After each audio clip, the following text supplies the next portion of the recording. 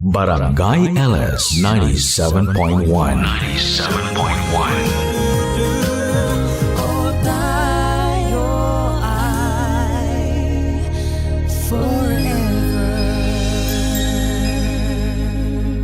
Forever. Dear Papa Dudut, unang-una ay nagpapasalamat po ako sa inyo at sa inyong programa na araw-araw kong sinusubaybayan. Sa mga panahon ngayon ay namamalagi lang ako sa aking kwarto. Walang ginagawa at walang makausap.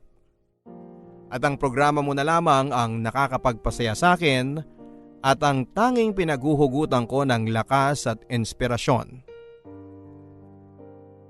Ako po si Jessie pero ang totoong pangalan ko ay Jesus. At dahil sa sinapit ko sa buhay, ay hindi ko maalis sa isip ko na parang may dahilan ata ang tadhana kung bakit ako pinangalanan ng katulad kay Hesukristo. 50 anyos na ako, Papa Dudut, at may asawa at 2 anak. At kulang-kulang 3 dekada akong nagtrabaho sa Saudi bilang isang cook sa ospital. 1 taong gulang pa lamang ang anak kong si Dan nang pumunta ako ng Saudi. At ang sumunod ko namang anak na si Annie ay nabuo 2 taon pagkatapos nang nagbakasyon ako sa Maynila. Kaya naman hindi ko na talaga nasaksihan ang paglaki ng mga anak ko. At nabubuo lang kaming pamilya tuwing nagbabakasyon ako. Galing lang ako sa mahirap na pamilya. Ang ama ko ay isang construction worker at ang nanay ko naman ay naninilbihan bilang kasambahay sa isang mayamang pamilya. Sa kasamaang palad ay namatay sa aksidente ang ama ko noong ako'y 22 anyos pa lamang. Halos kasabay ng pagkakapanganak ng asawa ko sa panganay ko.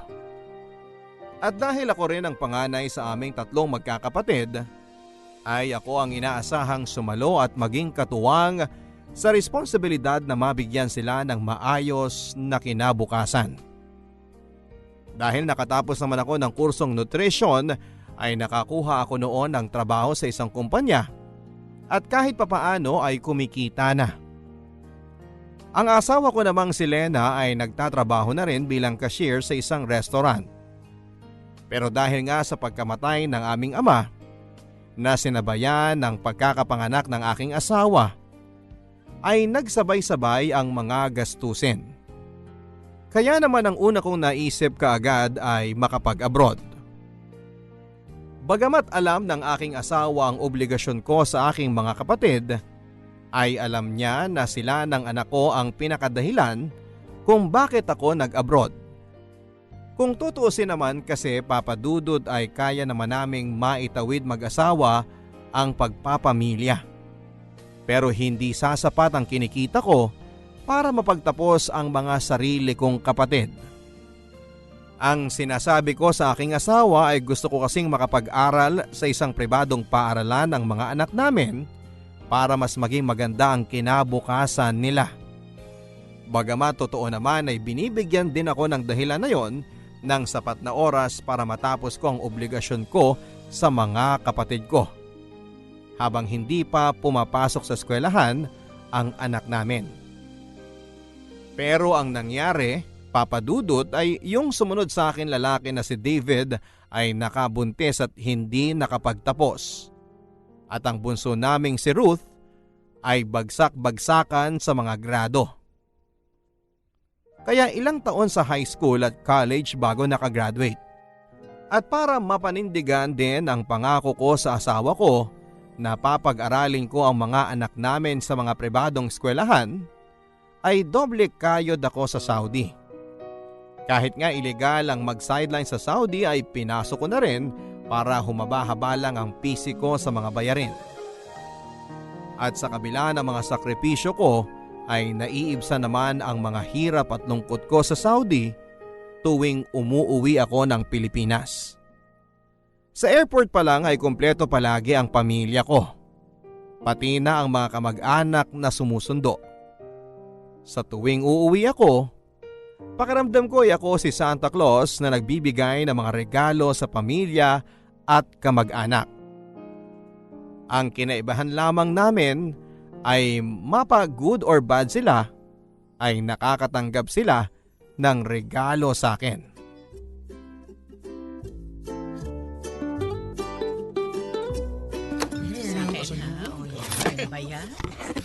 Oh, itong rubber shoes na to para kay Dan. At ito naman pabango ay para sa'yo, Ani. Thank you pa! At syempre, itong bag para sa'yo, my loves. Yay! Binili mo nga! Thank you, my loves! Mwah! Pa, itong rubber shoes ko. Hindi ito yung design na gusto ko eh. Ha? Ano pala dapat? Yung sinend ko na picture sa'yo. Hindi naman to yun eh. Akala ko kasi basta pareho ng brand, okay na. Nakakainis naman eh. Ang tagal ko na-excite dito. Mali naman pala. O sige. Nasa mall na ba yun dito? Bilhin na lang natin. Wala. Wala pa dito sa Pilipinas noon. Kaya nga sa ibang bansa ako pinabili. O siya sige. Sa isang araw, gabiyahe rin naman si parang Estong. Sa kanya ko na lang ibibilin. Talaga pa?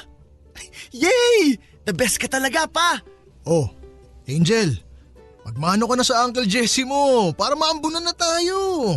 Naku, mahina ka talagang bata ka eh. Mano po, Uncle? Nako, ang laki na nitong pamangking ko ah. O ito, binili kita ng bestida. Yun, Sana kasya pa ha. Thank you po, Uncle. O David, ito para sa inyong mag-asawa. Wow! Envelope! Yan ang magandang aginaldo. Ayos! Salamat dito kuya. O sige, balik na kami sa kusina para maihanda na namin yung pananghalian natin. Oh, magkano naman yung binigay mo dyan sa kapatid mo? Ha? 5,000 lang naman yun. Naku, uubusin niya lang sa sabong. Bayaan mo na. Kahit para doon na lang sa bata. At saka magbabago naman na daw siya. Magbabago? Magkakaanak na naman sila ng asawa niya.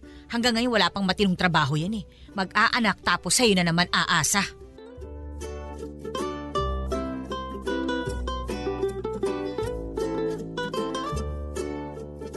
Aminado naman ako papadudot na na-spoil ko iyong mga kapatid ko. Ang akin lang naman kasi sa tuwing kumakain kami ng mga masasarap na pagkain at binibili ko ng magagandang gamit ang sarili kong pamilya, nagigilty ako na yung mga kapatid ko ay hindi tinatamasa kahit kalahati man lang ng naiparamdam ko sa sarili kong pamilya. Kahit naman kasi nag-asawa ng maaga yung kapatid ko at yung bunso namin ay naging bulakpol, ay malapit at malambing pa rin sila sa akin. Maski na nga yung pamangking kong bata, bagay na nami-miss ko sa mga anak ko. At minsan na nga rin, maski sa asawa ko. Mahirap mang tanggapin papadudot ay hindi close sa akin ang mga anak ko. Hindi ko rin naman sila masisisi dahil hindi ko na nga sila nasubaybayan sa kanilang paglaki. At kahit pa taon-taon din naman ang pagbabakasyon ko sa Pilipinas, lalo na nitong mga nakaraan ay alam ko namang hindi sasapat yon kailanman sa mga namiss ko na mga mahalagang pangyayari sa buhay ng mga anak ko. Kaya nga kahit na lumaki rin na medyo bulakbol at maluho yung dalawa kong anak, hirap akong sitahin sila dahil na nga sa mga naging pagkukulang ko. At dahil sa alam kong isusumbat nila sa akin na yung mga kapatid ko ay hanggang ngayon ay umaasa pa rin sa akin. Masakit man papadudot pero pakiramdam ko. Minsan ay ATM ang tingin sa akin ng sarili kong pamilya. Kahit na nitong mga lumipas na taon ay nauso na ang cellphone at internet ay bibihira lang kung makipag-usap sa akin ang mga anak ko.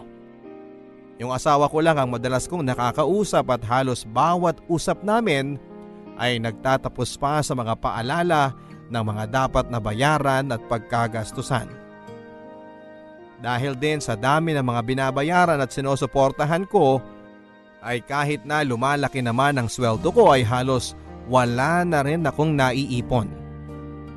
Kumuha pa ng kondo na hulugan at sasakyan si Lena kaya naman talagang yung natitira na lang sa akin ay halos sasapat na lamang sa pang-araw-araw na pangangailangan. At dahil din dito ay kahit na masama na ang pakiramdam ko, hanggat kaya ko pang pumasok sa trabaho ay gagawin ko.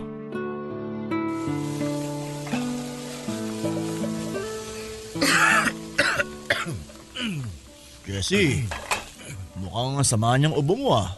Okay lang. Okay lang ako. Kumusta naman yung birthday na panganay mo? Nagustuhan niya ba yung cellphone na in-order mo para sa kanya? Oo, nagustuhan niya. Abe, ayos pala. Kung bibili ka pa ng cellphone, sabihin mo lang sa akin at ipapa-order ko kay misis. Di, ang saya na ng kwentuhan nyo niyan. Ang linaw na ng video call. Ako, puro games nga eh. Hindi man lang tumatawag sa akin. Pero mukhang o-order nga ako kasi yung bunso ko naman ang humihirit na dapat daw i-upgrade na yung cellphone niya. Sige. Sabihin ko kay misis. Sabihin mo lang kung anong model ang gusto. Kaya nga eh. Mukhang yung makukuha ko sa paluwagan natin doon lang mapupunta eh. Ay, ganyan talaga ang mga bata ngayon. Nung panahon natin, kutsi-kutsihan lang at saka robot, masaya na tayo. Ngayon, cellphone na. At tapos, pag binigyan mo ng mumurahin, nakasimangot pa. Ang gusto yung high-end na cellphone. Pangkalahating buwang sweldo pa natin ang halaga. Oo nga eh. Pero aminin mo, ang hirap din namang tanggihan. Sinabi mo pa. Nga pala pre, sila Mando pala magpa-party daw sa kanila. Order daw sila ng 2 kilo ng adobo sa'yo. Tapos pa-extra daw ng itlog at baboy. Sige. Kailan kaya nila kay...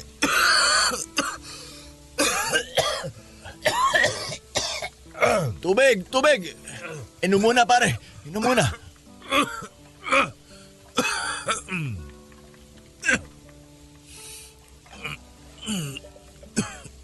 Jesse, uwi ka na kaya muna.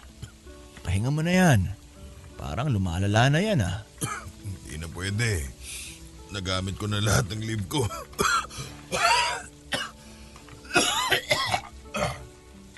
Jesse, rinig na rinig ko yung ubo mo hanggang sa opisina ko I'm sorry sir. Okay lang ako. Sa tingin ko, kailangan mo nang umuwi at magpahinga. Hindi. Okay lang ako sir. Magsusuot na lang ako ng mask. Hindi ka okay. At yung ubo mo, hindi na normal ang tunog. Magiging maayos din ako sir, huwag kayong mag-alala. Hindi, Jesse. Alam mo, parang may sakit ka na at baka makontamina mo pa yung mga pagkain. Kailangan mo na magpa-check up, umuwi ka at magpahinga. Pero sir, nagamit ko na lahat ng leave ko. Hindi ko nakasalanan na inubos mo lahat ng leave mo nung huli kang nagbakasyon. Ganito na lang, uuwi ka o mawawalan ka ng trabaho. Okay sir. Pasensya na po sir.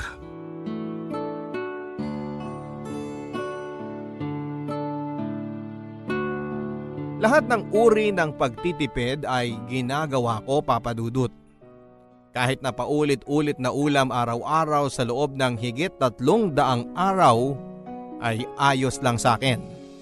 Basta sa 1 buwan na bakasyon ko sa Pilipinas ay napapakain ko sa mga masasarap na restaurant ang pamilya ko at mga kamag-anak.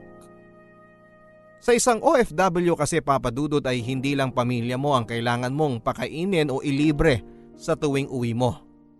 Pati na ang mga kamag-anak, mga kaibigan at kaibigan ng mga kamag-anak. Kumbaga ay one time big time na gastusan sa 1 buwan tapos ay 11 buwan na kayod at pagtitiis. At gano'n na nga naging buhay ko sa loob ng halos 3 dekada, Papa Dudut. Kaya nga hindi na rin ako nakakapagpa-check up. Nung una ay para makatipid pero noong nagsimula na akong may nararamdamang mga kakaiba, ay dahil sa pangamba na baka nga kung ano ang makita ng mga doktor ay makadagdag pa sa gastos. Sa isip-isip ko, sige na.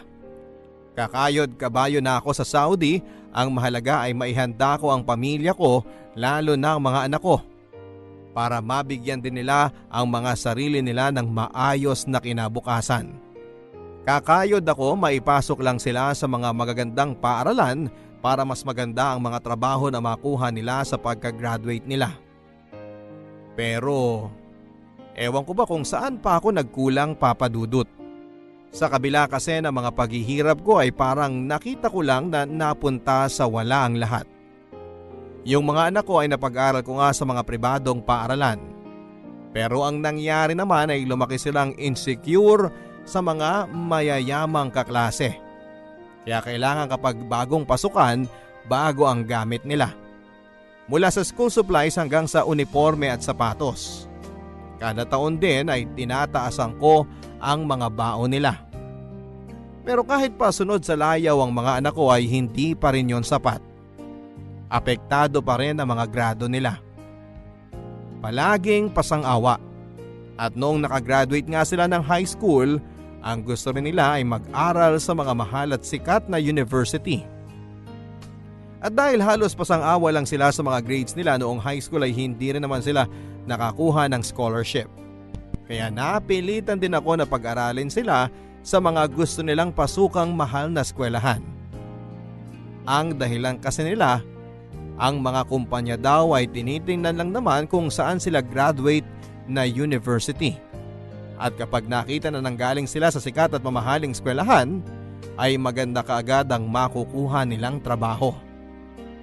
At dahil nakikita ko naman na may punto sila ay pumayag na rin ako sa kanilang desisyon. Isa rin sa mga dahilan, Papa Dudut, kung bakit ako napapayag na ipasok sa mga pribadong university ang mga anak ko ay dahil si Lena ay may nakuhang negosyo ng panahon na yon na nakatulong ng malaki sa pamilya. Nagsisimula pa lang noon ang mga networking, Papa Dudut, at nag-invest kami ng malaking pera para mag-member. Ilang buwan ding malaki ang pasok ng pera sa amin dahil sa negosyong yon ni Lena. Trumipli kaagad kung ano man ang ininvest namin. At dahil nga na Willie ay dinamihan pa ni Lena ang mga binili na mga business accounts sa networking na yon.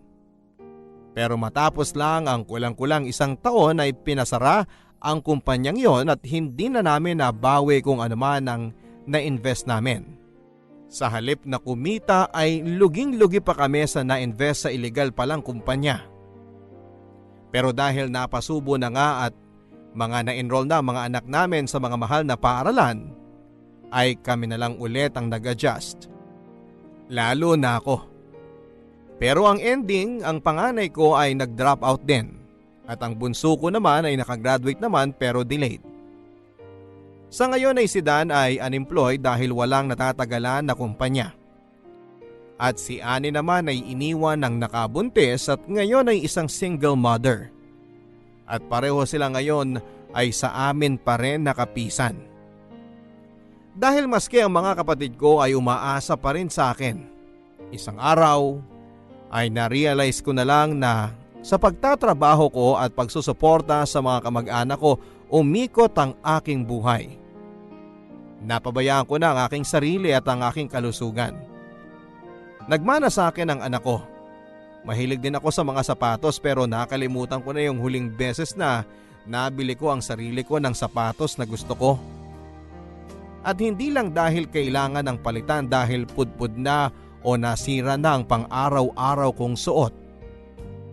Noong una ay nananalig pa ako na magkakahimala at magbabago ang ugali at sitwasyon ng aking mga anak at mga kapatid ko.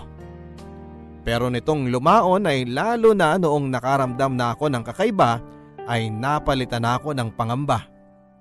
Pangamba na kapag namatay ako, saan pupulutin ang mag-iina ko at ang mga kapatid ko? Oh, bakit hindi mo subukan tong lemon chicken? Hindi ko kaya. Ang hapdi. Hindi pa rin ba magaling yung singaw mo? Hindi pa eh. Ano ba yan? Bago ka umalis sa Saudi, nandyan na yan ah. Matatapos na bakasyon mo dito, hindi pa rin gumagaling? Kuya, Tawas at sipilyo lang ang katapat niyan. Magsipilyo ka kasi dapat palagi. Bakit wala pa dito si Angel ngayon? Busy ba sa pag-aaral sa accounting? Ay, kuya, mag-shift daw siya ng kurso eh. Parang gusto raw niya na mag-com arts. Bakit? Bumagsak ano? Sabi ko naman pakuhain mo ng nursing yung anak mo para makapag-abroad at nang kumita kagad ng malaki. Mahirap naman kasing ipilit sa bata kung ano yung gusto ng magulang. Mamaya, magbulakbol pa eh. Ganun din naman ang ginawa niya eh. Sayang ang pinangmamatrikula ng kuya mo dyan kay Angel. Sa com arts lang pala mauuwi. At Elena, alam kong maraming utang na loob ang pamilya ko kay kuya. Pero alam mong hindi ko naman ipinilit kay kuya yun eh. Siya ang nagkusang mag-sponsor ng pag-aaral ni Angel. Tinanggap mo naman kagad. Naging magulang ka pa. Lena, tama na. Grabe ka naman makapagsalita, Ate Elena. Huwag kang mag-alala. Oras na makaluwag-luwag ako at nakapagtrabaho na si Angel, babayaran namin ang lahat ng utang namin kay kuya. David, tama na. Tito David, wag mo ngang pagtaasan ng boses si Mama. Alam mong kung hindi dahil sa inyo, dapat mas magaan ang buhay namin ngayon. Samantalang kayo sunod sa layaw. Ikaw yung pasabong-sabong mo at yung anak mo naman sa katamaran sa pag-aaral. Huwag mong pagsalitaan ng pinsan mo ng ganyan ha. Huwag mo akong pagsalitaan ng ganyan. Kami ang orihinal na pamilya ni kuya. Kaya huwag kayong manumbat-numbat dyan. Tama na!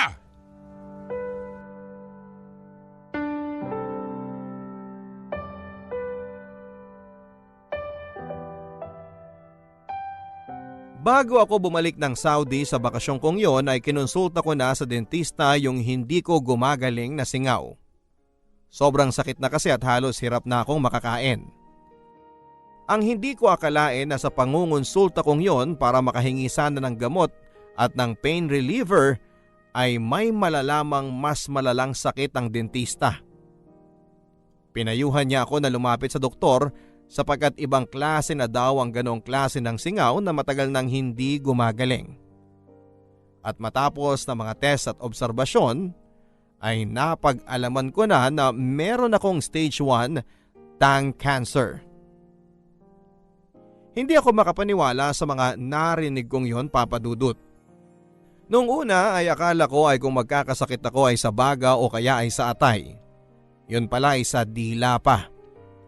Dati kasi akong nagsisigarilyo at ayon sa mga doktor ay maaaring cause din daw yon ng pagkakaroon ng stage cancer. Inilihim ko ang diagnosis ng mga doktor sa aking pamilya.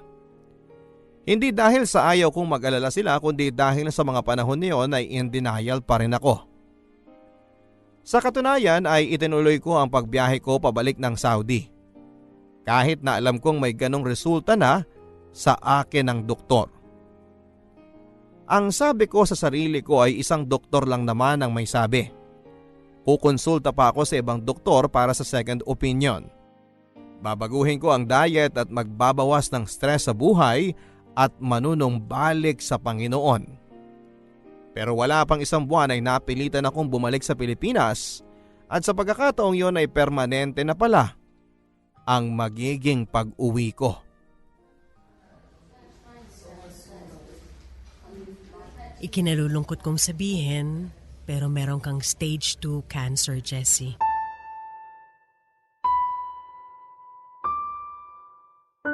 Ano? Stage 2 na? Oo. Sigurado ho ba kayo dyan? Ikukuha po muna kami ng second opinion. Hindi na kailangan, Lena. Bakit naman? Mawalang galang na ho, Doc, ha? Pero paano kung mali kayo? Hindi basta-basta ang sakit na cancer, ha? Kailangan natin makasigurado. Kailangan natin ng second opinion ng ibang doktor. Lena, ito na ang second opinion. Anong ibig mong sabihin? Nung isang buwan ko pa alam, Lena. Bago ako bumalik sa Saudi, nagpatingin ako sa doktor. Nakita noon na may stage 1 cancer ako. Ano? Patawarin mo ako, Lena. Jessie naman! Bakit mo inilihim sa akin to? Natakot ako. Ayoko rin maniwala na meron ako. Akala ko madadaan sa dieta, sa pagtulog na maaga, sa pagdarasal. Lumala pa pala. Ano ba naman yan, Jessie? Doc, ano na ho bang magagawa natin ngayon? Ang good news is, kapag stage 1 or 2 cancer ay mataas ang chance na magamot pa ito. Kailangan niyang i-chemotherapy. Pero mas maganda sana kung nung stage 1 pa lang ay naagapan na kaagad natin to. Ang bad news ay kadalasan ng pinaka-epektibong paraan para maiwasan ang pagkalat ng cancer ay kinakailangang putulin ang dila ng pasyente. Ano? Hindi pa naman po siguradong kailangan gawin yun kay Jessie, hindi po ba? Ayokong paasahin kayo, Jessie, Lena. Pero minsan talaga kailangan nating piliin ang lesser evil lalo na pagdating sa cancer. Makakapagsalita pa po ba ako? Kapag malaki ang kailangan nating tanggalin, baka may posibilidad na hindi ka na makapagsalita. Tingnan mo nga yan, Jessie. Kung nung 1 buwan pa lang sinabi mo na, baka naagapan pa. Ngayon, mababaldado ka na, mas mapapagastos pa tayo. Paano na lang tayo niyan?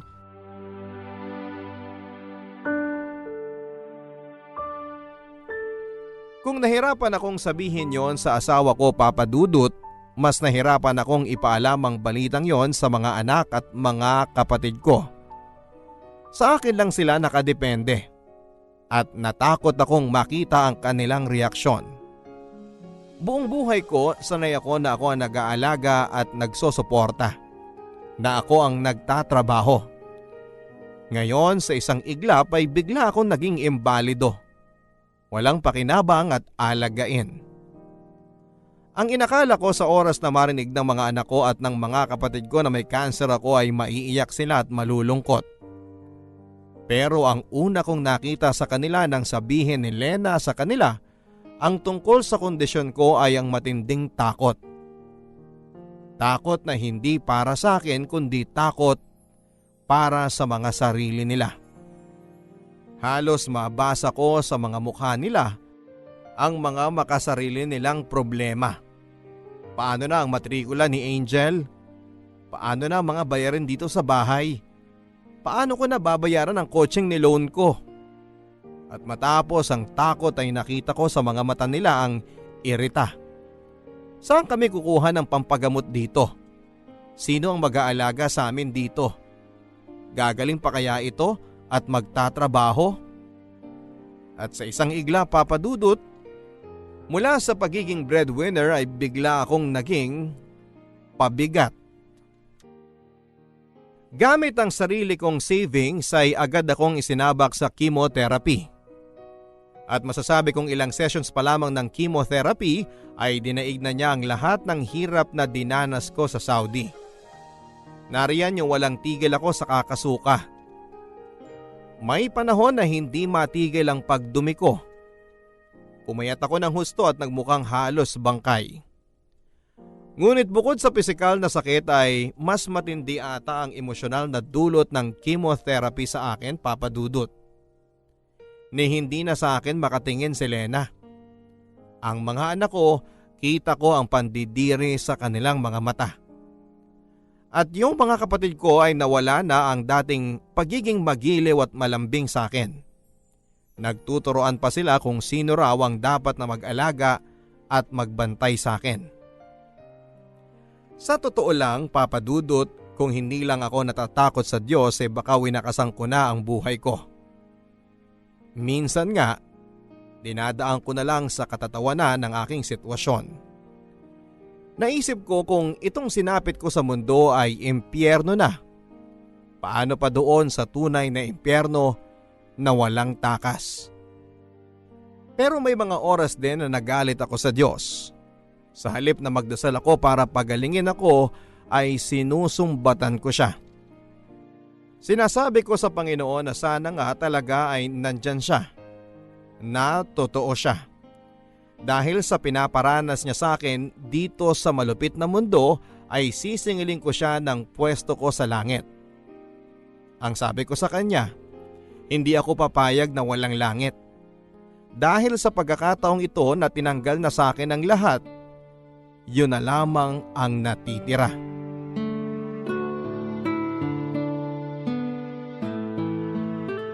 Ipinatawag ko ang family meeting na to para pag-usapan ang kalagayan ng tatay ninyo, ng kapatid ninyo. Ate Lena, Pwede ba mabilis lang? May lakad pa kasi ako eh. O saan naman ang lakad mo? Sa sabungan. Wala ka nang pangsabong ah. Ayan oh, baldado na ang kapatid mo. Hindi pa nagsisimula yung pamiting mo, binubungangaan mo na ako ng ganyan. Hindi na, alis na lang ako. Hoy! Maupo ka nga rito. Ngayon ka lang magkakaobligasyon sa kapatid mo. Wala kang utang na loob ah.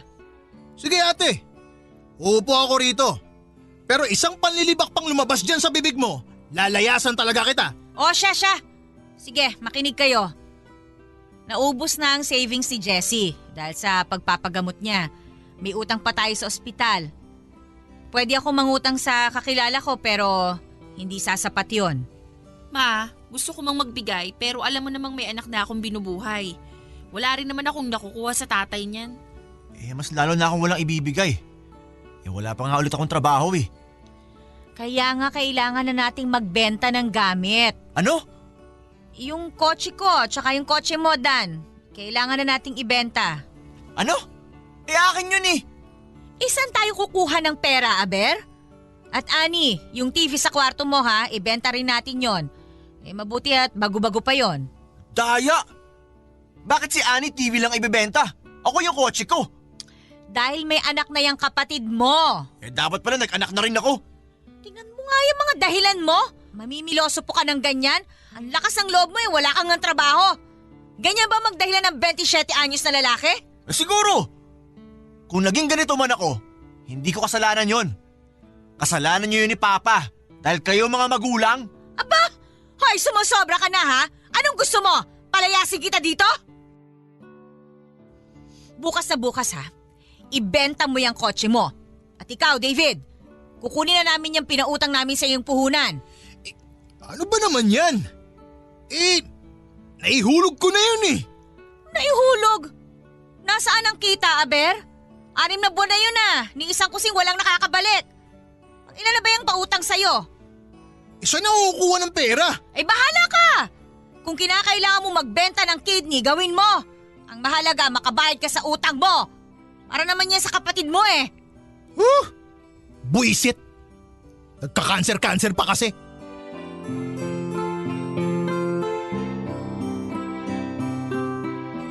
Dahil maliit lang naman ang bahay, bawat away nila, bawat talakan tungkol sa pera at problema sa gastusin ay napapakinggan ko.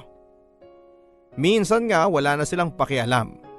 Kahit na alam nilang naroon lamang ako ay tuloy lang sila sa pagsasalita. Hindi ko nga alam kung wala lang silang pakialam o sadyang nagpaparinig na. Sobrang panlalait ang inabot ko sa mga panahon na yon, Papa Dudut. Kung dati Santa Claus ang tingin sa akin tuwing umuwi ako ng Pilipinas, ngayon ay bigla na lang akong naging invisible. Dinadaan-daanan, ni ayaw tignan. Nagiging maayos lang ang pakikitungo nila sa akin kapag may bumibisita sa akin na mga kaibigan. Pero pagka-uwi, balikan nyo na sila. At kadalasan pa ay tinatanong kung meron daw na inabot na tulong o pera. Pero siguro mas dagok sa akin ang pinagbago ng mga kapatid ko. Yung mga anak ko at least simula pa lang ay alam ko nang malayo sila sa akin dahil kung tutusin ay wala naman talaga kaming nabuong relasyon dahil nalayo ako sa kanila ng napakatagal. Pero yung mga kapatid ko na kasabay kong lumaki, na sinuportahan ko matapos mawala si Papa, na sa loob ng mahabang panahon ay magiliw at malapit sa akin ay bigla na lamang nagbago. Ang sakit, Papa Dudut. Kasi naiintindihan ko paminsan-minsan ang pinanggagalingan ni Lena at ng mga anak ko. Tama naman sila kung tutuusin. Sila na dapat ang number 1 priority ko dahil sila na ang sarili kong pamilya pero hindi ko pa rin binitawan ang pagsuporta sa mga kapatid ko sa kabila ng hindi nila pagbibigay ng halaga roon. At ngayong wala na akong pakinabang sa kanila, ay parang bigla na rin silang nawala ng kuya.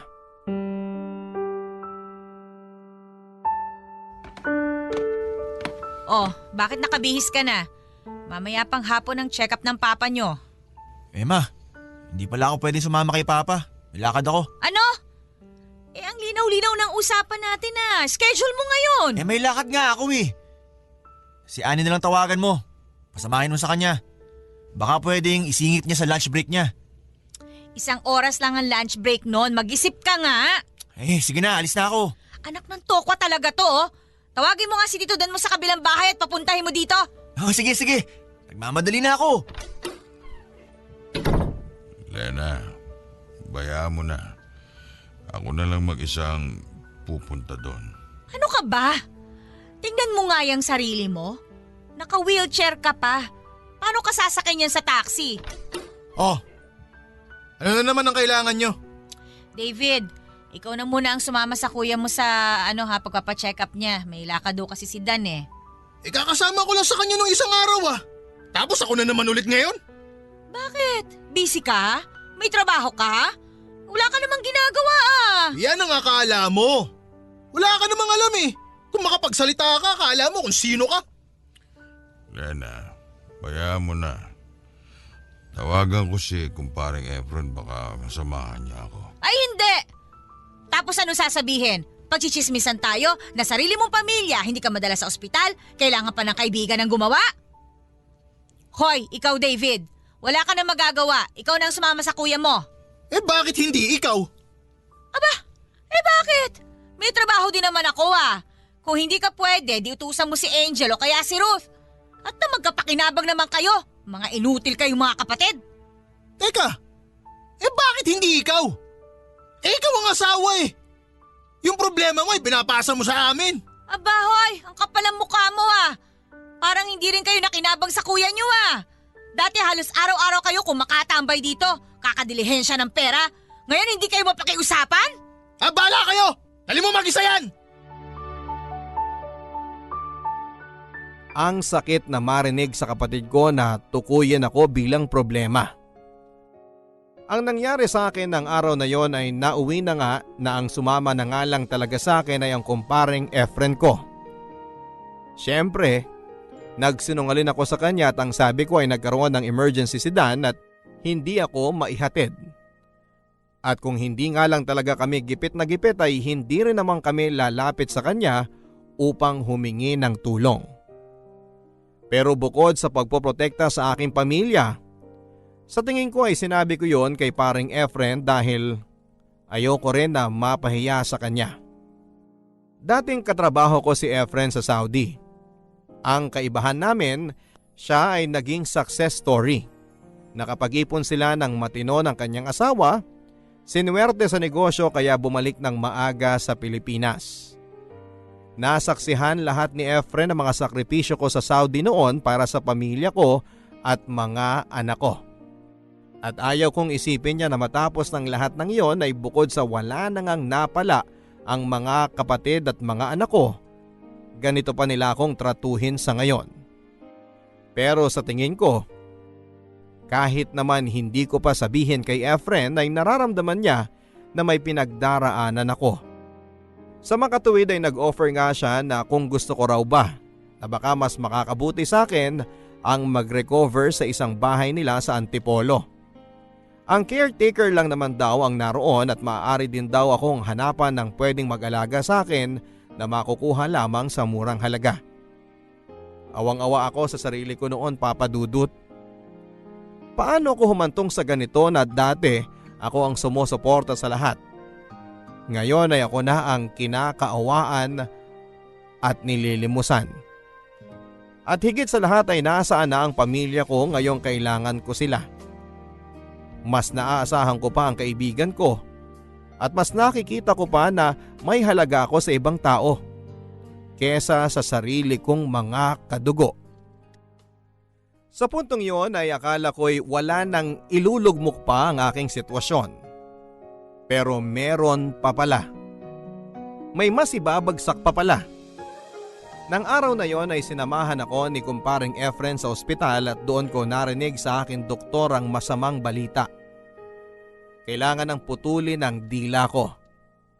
Hindi lamang tapyas kundi halos buong dila ko na ang tatanggalin.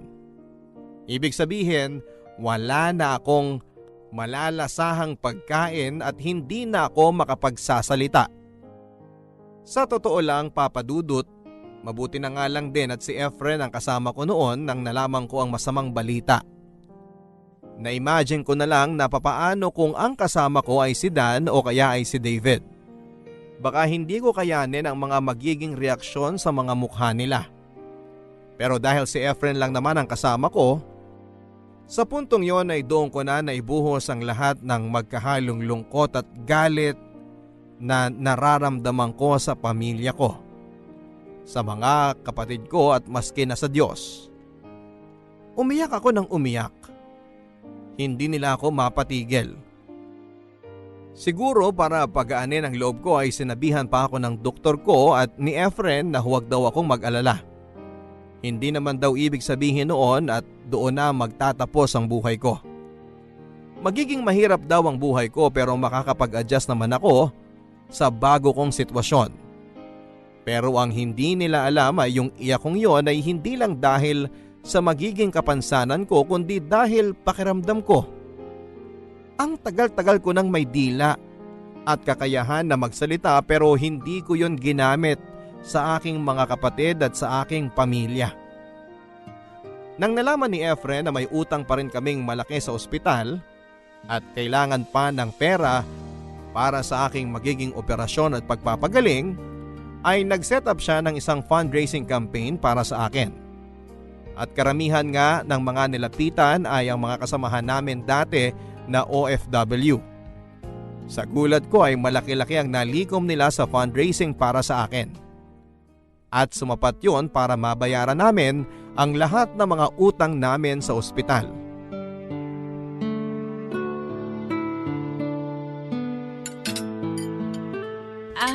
Kumusta na raw pala yung fundraising na ginawa ni na kumparing Efren? May mga nagbigay ba naman? Oo. Sa katunayan, malaking araw ang nalikom nila. Baka sumapat na para doon sa mga utang natin sa ospital.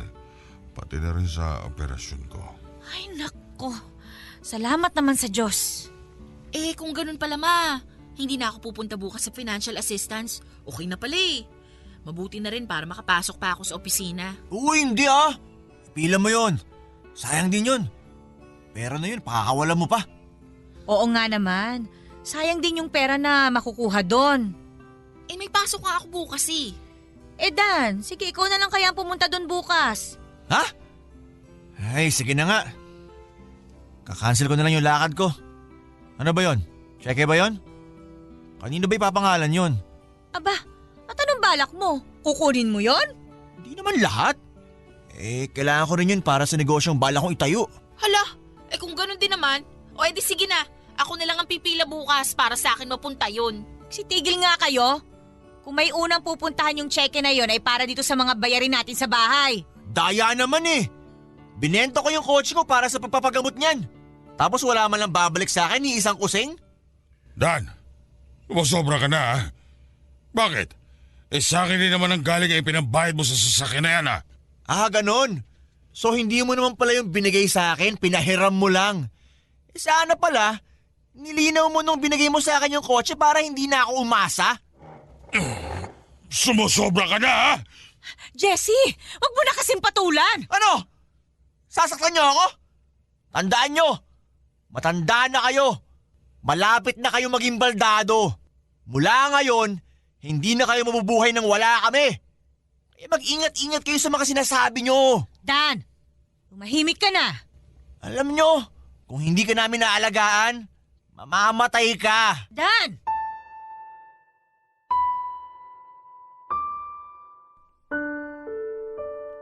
Hindi ko alam kung papaanong humantong sa ganoon ang anak ko at napagsalitaan niya ako ng ganon, Papa Dudut. Dahil ba yon sa pagpapalaking ginawa namin ni Lena sa kanila?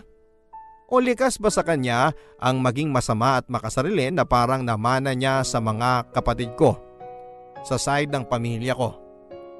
Pero siguro'y mabuti na rin ang nangyaring yon dahil matapos noon ay nalaman ko na ang aking limitasyon. Alam ko na sa susunod na pagsalitaan ako ng anak ko ng ganon, lalaban ako. Magsasalita na ako. Ang tagal-tagal kong iniintindi ang mga anak ko, pinagbibigyan hanggang sa na-spoiled ko na nga sila. Naalagaan ko lang sila ng pera. Naibigay ang mga pinansyal na mga pangangailangan nila pero hindi ko naman naalagaan ang kanilang kaluluwa.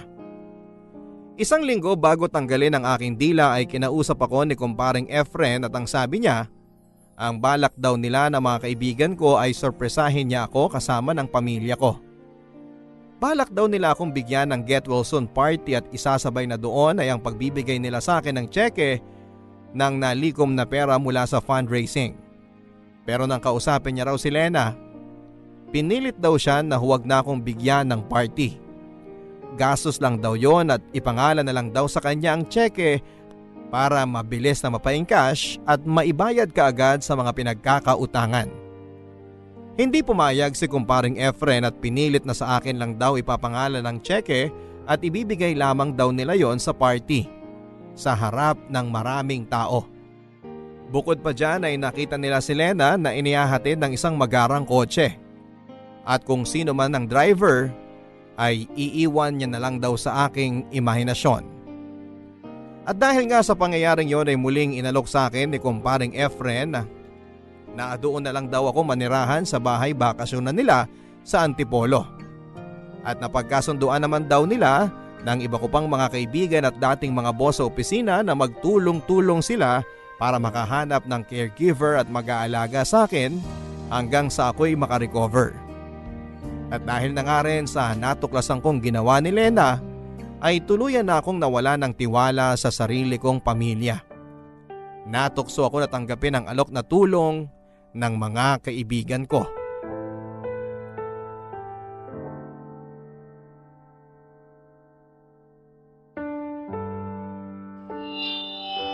Ngayon po ay dumating na tayo sa pinakamahalagang bahagi ng ating programa.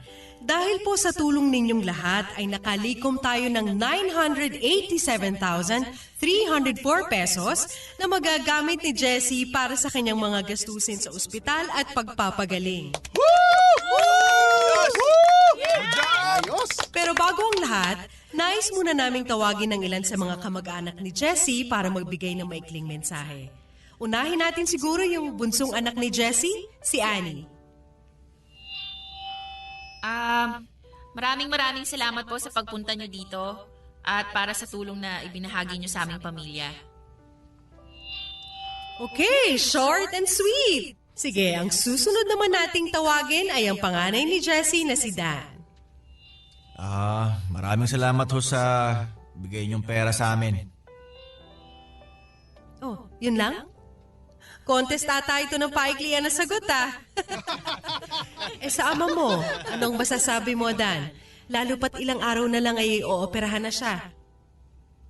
Get well soon pa. Ay, iba parang may pinanghuhugutan. Bakit? Ano ba gusto nyo?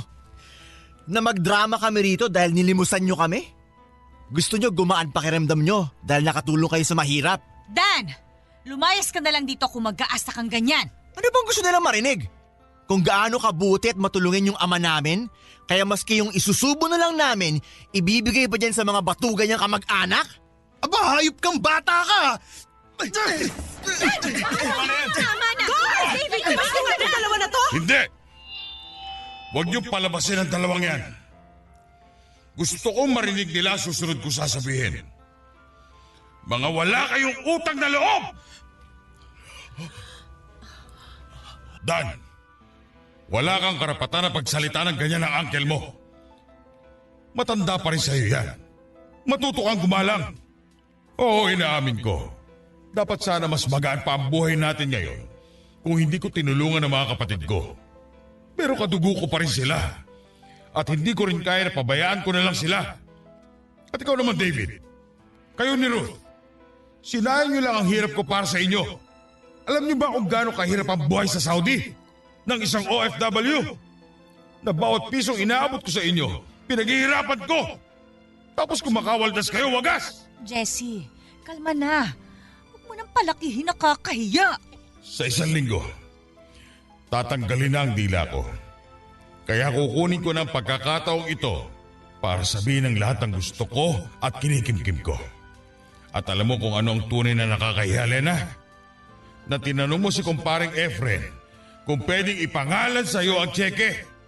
At pagkatapos nun, ay sinundo ka ng lalaking may magarang sasakyan.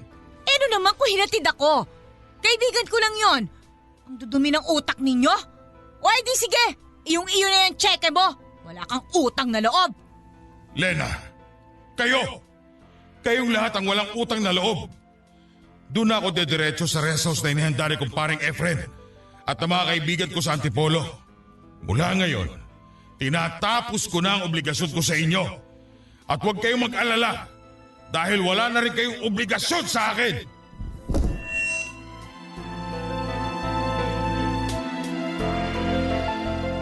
Sinusulat ko ang liham na ito ngayon sa bahay bakasyunan ni kumparing Efren sa Antipolo. Putol na rin ang dila ko. Pero ang magandang balita ay nag-improve na ang kalagayan ko. Sa susunod kong check-up ay ipinagdarasal ko na naging successful ang chemotherapy at ang pagputol sa aking dila para madugtungan pa ng kahit na ilang taon pa ang buhay ko. Nakakatuwang isipin na ilang buwan lang ang nakakalipas ay naisip kong kitlin ang buhay ko. Ilang buwan pa lamang ang lumipas nang ang pagtingin ko sa buhay ay isang sumpa at ang mundo ay isang impyerno. Pero nang dahil sa mga malasakit ng kaibigan, sa kabutihan ng Diyos at ang pagiging mapagkumbaba at pagbukas ko ng aking sarili upang tumanggap ng tulong sa iba, ay nabago ang aking pananaw. Putol man ang dila ko, pakiramdam ko ay mas malaya na ako sa ngayon. Sana nga'y pagpalain po ako ng kahit na ilang taon man lamang, Papa Dudut. Sapagkat sa edad kong ito, 50 anyos, ay ngayon pa lamang talaga ako magsisimulang mabuhay ng ayon sa aking gusto. Nang para lamang sa sarili ko. Sa edad na 50 anyos ay ngayon pa lamang natutunang pahalagahan ng sarili. Maraming salamat po sa pagbasa nitong aking liham at sana ang inyong mga tagapakinig ay may napulot din sa aking kwento na konting aral at konting tiwala na habang may buhay ay may pag-asa. Ang inyong masugid na tagapakinig, Jessie. Forever. Barangay LS 97.1 Forever. Mga kwento ng pag-ibig, kwento ng pag-asa at mga kwento ng buhay dito sa Barangay Love Stories. Love Stories.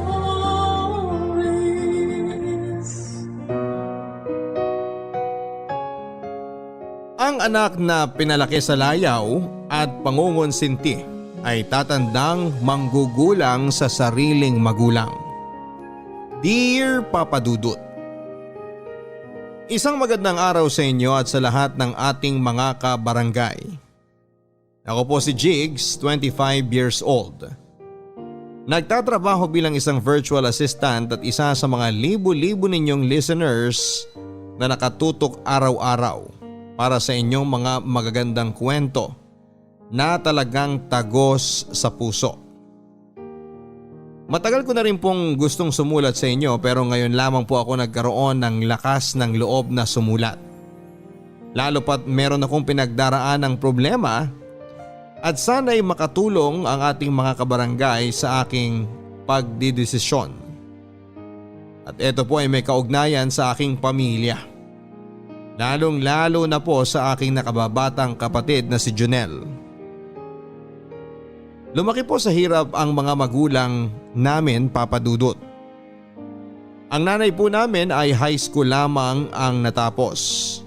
Samantalang ang tatay po namin ay vocational lang po ang nakayanan.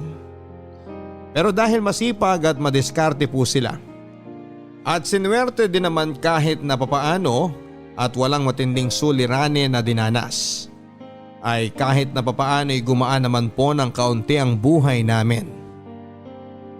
Ang tatay po namin ay repairman ng aircon at ang nanay po namin ay magaling sa sales. At lahat na po ata ng produkto ay naibenta na niya. Make-up, gamot, pagkain at maski nga po lupa ay nakapag-ahente na rin po siya. At dahil po doon ay nakapagtapos naman po kami ng pag-aaral at ngayon nga po ay sinuwerte rin na makakuha ng trabaho bilang virtual assistant sa isang kumpanya na nakabase sa ibang bansa. Ngunit kung ano man po ang swerte na inabot namin sa usaping pinansyal, ay parang nabawi naman sa kamalasan dahil sa ugali ng kapatid ko, Papa Dudut. 5 taon po ang agwat ng edad namin ni Junel, pero hindi tulad ko ay hindi na po nakatapos ng high school ang kapatid ko dahil sa katamaran. At isa pa pong masaklap dyan ay parang may sakit na nga po ang kapatid ko, ang pagiging klepto. Sa totoo lang, Papa Dudut, ay mga bata pa lamang kami ay palagi na kaming nag-aaway ng kapatid ko. Bukod sa medyo malayo po kasi ang agwat namin ay magkaiba nga po kami ng ugali. Sa tingin ko po ay may kinalaman din dyan ang pagpapalaki na ginawa ng mga magulang namin kay Junel. Ilang beses po kasing nakunan si nanay pagkatapos akong ipinanganak. Kaya nang pinanganak si Junel ay tuwang-tuwa po sila. To the point na medyo parang na-spoil na nga po nila ang kapatid ko. Junel! Junel! Bakit? Ikaw nakabagsak nitong cellphone ko, no? Hindi! Huwag kang bintangero! Anong hindi? Ikaw lang naman mahilig kumuha nitong cellphone ko at maglaro dito eh. Di ko alam yung sinasabi mo. Di ako nakabasag niya, no? Sino pala nakabagsak nito? Multo? Basta hindi ako yan! Bintangero ka! Oy, ano ba yan? Bakit nagsisigawan na naman kayo? Tingnan mo, Nay! May crack tong cellphone ko, oh! Bakit ako kagad pinagbibintangan mo? Sino pa ba may kagagawa nito? Oo nga naman, Jigs. Bakit kasi si Junel kagad ang naisip mo? Sino pa po bang ibang gagawa nito dito sa bahay natin? Si tatay. Malay mo natabig lang o kung ano. Tapos walang nakapansin. De! Tingnan nyo, oh! Tingnan nyo na ginagawa niyan. Nangasar palalo. Kayo kasi, Nay, palagi nyo kinakampihan yan eh. Jigs, wag mo akong pagtaasan ng boses. Sorry po, Nay. At Junel, wag mo namang ginaganyan ng Kuya Jigs mo. At Jigs, kausapin mo naman ang mahinahon nitong kapatid mo. Ikaw ang nakatatanda eh. Dapat ikaw ang nagpapasensya. Nay, nakakainis eh. Yan lang naman na mahilig makialam ng gamit ko. Tapos itong cellphone ko palagi niyang kinukuha ng walang paalam para paglaruan. Hindi naman po tama yun. O Junel, ikaw naman kasi. Bakit naman hindi ka nagpapaalam sa kuya mo? Naglalaro lang naman po ako eh. Bakit kasi hindi nyo nalang din ako ibili ng cellphone? Masyado ka pang bata. 10 years old na nga ako, Nay. Yung mga kaklase ko may cellphone na rin. O siya, sige. Ibibili ka na nga namin para matigil na yung lintik na away nyo sa cellphone na yan. Ano? Yes! Basta yung mura lang ha, dahil bata ka pa. Nay, bakit naman ganun? Ako yung nasira yung cellphone tapos si Junel yung ibibili nyo ng bago? Yung mura lang ang bibili namin sa kapatid mo, para lang matigil na yung away nyo. Yang cellphone mo, kaya namang i-repair yan ng tatay mo. Huwag na kayong mag-away tungkol dyan. Ay, ewan ko sa inyo, Nay. Hoy, Jigs! Aaminin ko po, Papa Dudut, na lumaki po ako na iniisip na ang paborito ng aking mga magulang ay ang aking nakababatang kapatid. Kapag ako po ang nagkakamali ay sigurado pong pagsasabihan ako at sasawayin. Pero kapag ang kapatid ko po ang nagkakamali at mas madalas pa po siyang magloko kaysa sa akin ay sasawayin po siya. Pero saglit lang. At kung minsan nga po ay parang pinapabayaan na lamang. Hindi ko po alam kung dahil ba ito sa pagod lang sila na sumuway at magalit sa kapatid ko dahil tiyak na hindi rin papatalo ang isang yon. O kung dahil ba mas paborito lang ito sa akin. Kapag kami naman po ay nagkakabanggaan ng kapatid ko, matik na po yan nasasabihan ako na huwag nang patulan dahil ako ang nakakatanda. Pero dahil sa ginagawa po nilang yon ay parang palaging ang kapatid ko tuloy ang nananalo. tuwing magtatalo o mag-aaway kami. Kaya parang nawalan na rin tuloy ito ng paggalang sa akin bilang kuya niya. Dahil alam niya na kahit na anong mangyari, siya ang papanigan dahil siya ang bunso at ako ang mas dapat na mature. Jigs! Jigs! Ano po yun? Pumunta ka nga dito.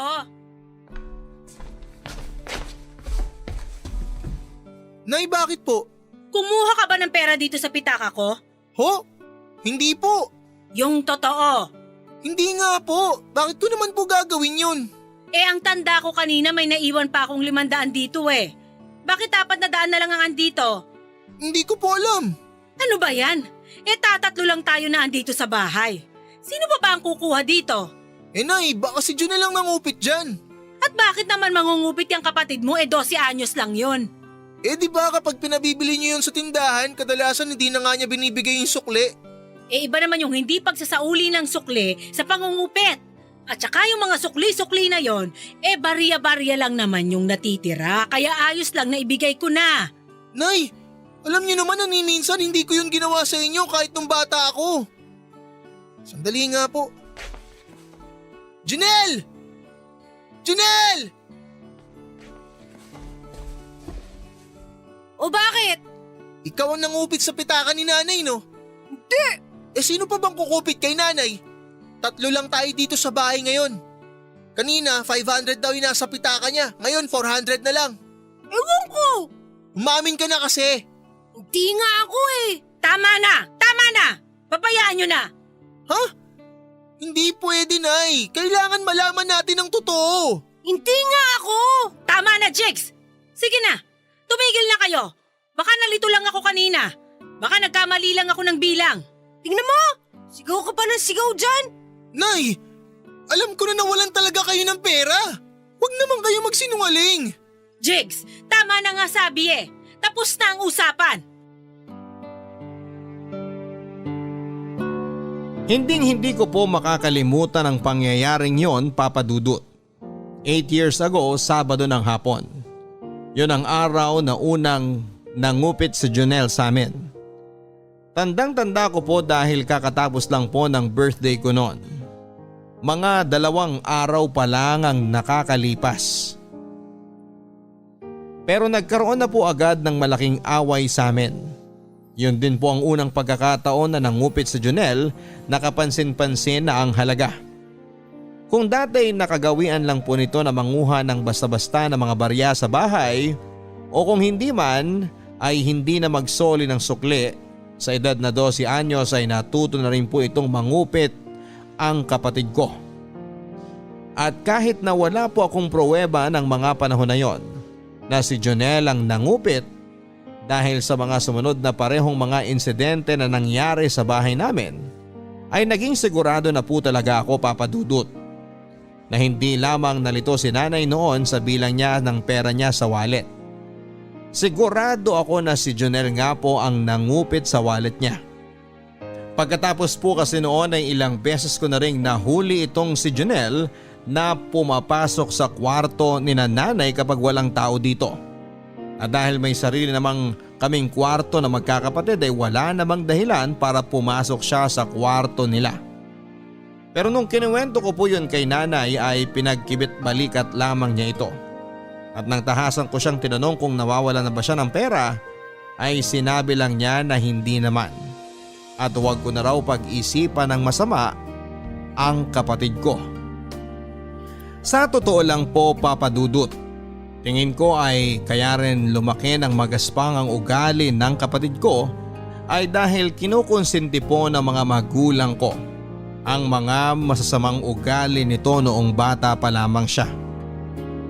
Toddler pa lamang po kasi ay talagang makulit, aligaga at may pagkamatigas na ang ulo ng kapatid ko. Pero dahil bata pa siya noon at cute pa, sa halip na sawayin po nila ang kapatid ko ay parang aliw na aliw pa sila. Tulad ng pagkaaliw ng iba naming mga kamag-anak kapag sumasagot ito ng pabalang sa mas matanda sa kanya. O kaya ay kapag napapaaway o may ginawang kabulastugan ito, Papa Dudut.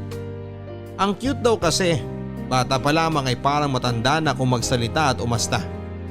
In short ay siguro po ay sa murang edad ng kapatid ko ay tumatak na sa isipan niya na nakakatuwa sa ibang tao kapag bastos ka at wala kang modo. Sa katunayan kapag may mga bisita o kaya ay kapag may pinupuntahan kaming birthday o reunion ay palagi kaming nakukumpara ng kapatid ko. Ako daw ang tahimik at masipag sa school pero ang kapatid ko naman daw ay ang brusko at siga. At may isa pa nga pong tiyuhin na humihirit noon na wala na raw palang iisipin pa ang mga magulang ko. Dahil ako daw ang mag-aahon sa kanila sa kahirapan. Samantalang ang kapatid kong bunso ay pupwedeng maging pulis na magiging tagapagtanggol nila. Kaya lang lumipas po ang panahon at lumipas na rin po ang pagiging bata at cute ng kapatid ko. At ang naiwan na lang ay ang kanyang pagiging pasaway at matigas ang ulo. Mula sa pagiging cute ay naging isa na lang itong malaking konsumisyon.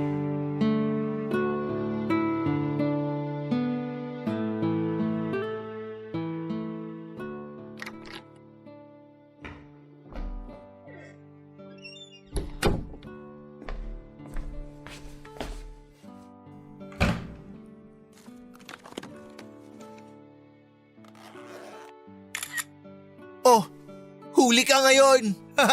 Hoy, anong ginawa mo? Eh di pinicturean kita sa akto. Wala ka nang kawala. Magnanakaw ka. Di ako magnanakaw. Hindi ka magnanakaw? Ha?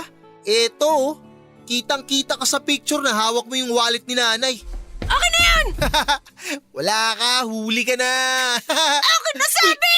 Ano ba? Ano ba? Itawan mo nga yung cellphone ko. Aray! Akin na yan! Akin na sabi! Sisirain ko to! Sige, sirain mo para lalo ka mapagalitan. Bata-bata mo pa, magnanakaw ka na. Bayolente ka pa. Ay, gago. Aray ko! Bayaran mo yan, ha? Napakasama ng ugali mo. Pag di mo talaga binayaran yan, tatadyakan kita sa mukha. Ano? Loko ka, ha? Ano ba yan? Jigs! Bitiwan mo yung kapatid mo! Bakit mo yung sinasabunutan? Nay, ito. Binato niya yung cellphone ko. Wasak na wasak. Bakit mo binato ang cellphone ng kuya mo? Kasi napicturan ko siya na kinukuha niya yung wallet ni nanay. Hindi na Bea! Anong hindi? Ang sinungaling mo! Huling-huli kita! Nakita kita sa akto, itatanggi mo pa! Hindi yan totoo! Sinungaling! Sama ng ugali mo, kanino ka ba nagmana? Magnanakaw ka! Ha? Sige, magdrama ka pa dyan! Tatadyakan ko talaga yung mukha mo mamaya! Tama na, Jigs! Tumigil na kayo!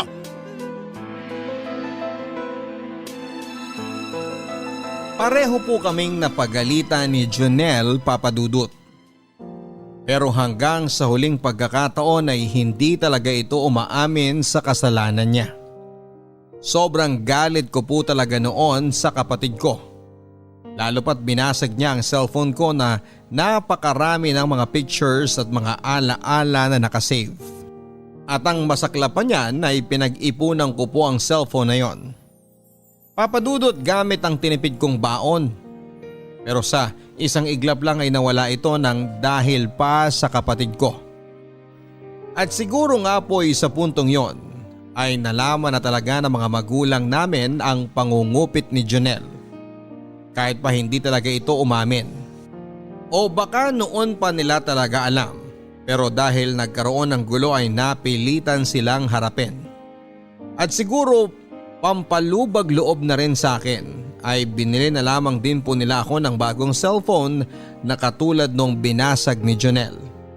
Pero kahit pa ganoon po ang ginawa ng mga magulang ko ay hindi po nito naibsan ang galit ko sa kapatid ko at ang hinanakit ko sa kanila.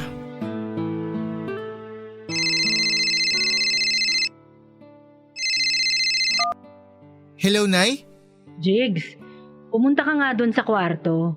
Kunin mo yung isa ko pang ID dun sa drawer sa cabinet. Picturean mo at ipadala mo sa akin dahil kailangan ko daw ng isa pang ID para dito sa permit. Sige po.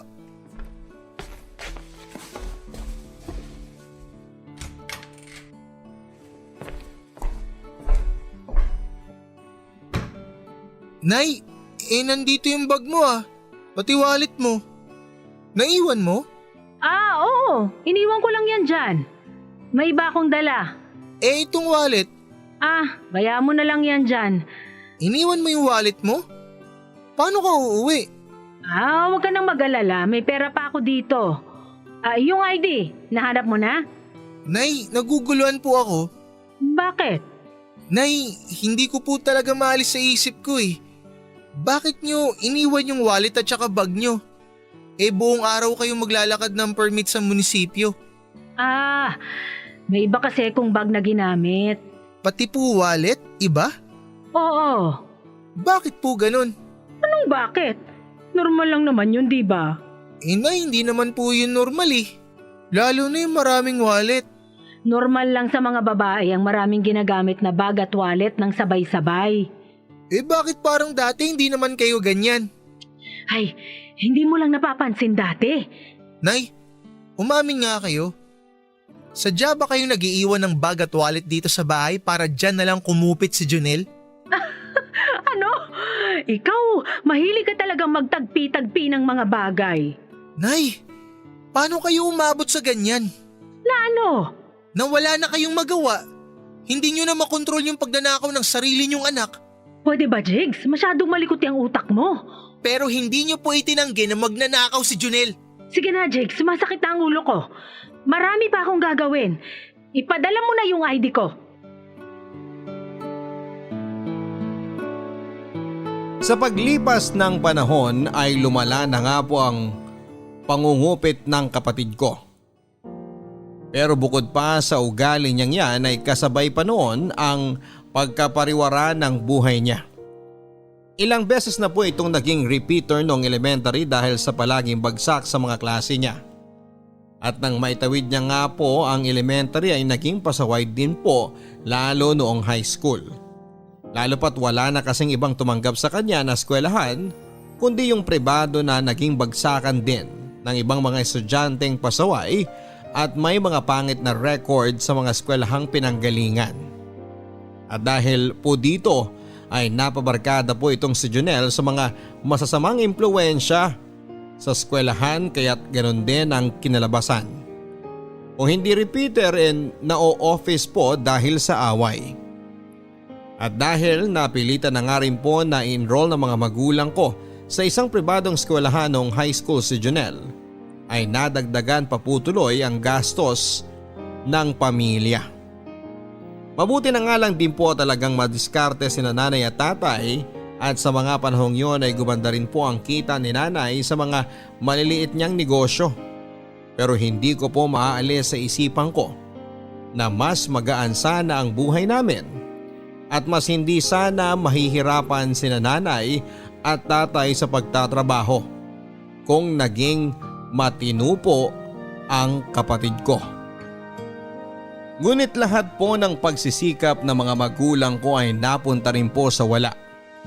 At lahat ng pag-asa nila sa kapatid ko na magbabago pa ay nabasura lang dahil hindi rin naman po ito nakatapos ng high school. Lalo pa pong lumala ang kapatid ko nang mahumaling ito sa video games. Dati ay sa mga internet cafe at nang nauso na nga po ang mobile games ay doon naman ito na humaling. Buong araw ay walang ginawa ang kapatid ko kundi ang maglaro ng maglaro. At ang mga magulang ko naman po ay parang nawala na rin ang pag-asa sa kapatid ko at pinabayaan na lamang ito na mabuhay na parang tambay sa bahay. At habang tumatagal na nga po papadudot, ay palaki na nga po ng palaki ang kinukupit ng kapatid ko. At umabot na nga po sa punto na nasanay na ang mga magulang ko sa pangungupit nito ng pera sa kanila. Hanggang sa nag-iiwan na sila ng isang wallet na may pera at kung hindi man ay nag-iiwan ng pera sa bulsa ng pantalon o shorts. Para doon na lang po kukuha ang kapatid ko sa halip na sa totoong mga wallet o pinagtataguan nila ng pera. Sige. 1 oras lang naman ang biyahe ko eh. Maliligo na ako ngayon tapos alis na ako maya-maya. Okay, sige. See you.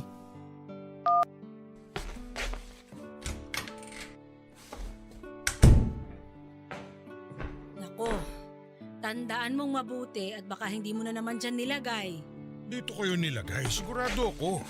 Dito sa kahon na to. Ano ba naman yan? Nakakahina naman ng tuhod yan. 5,000 din yun. Kaya nga eh.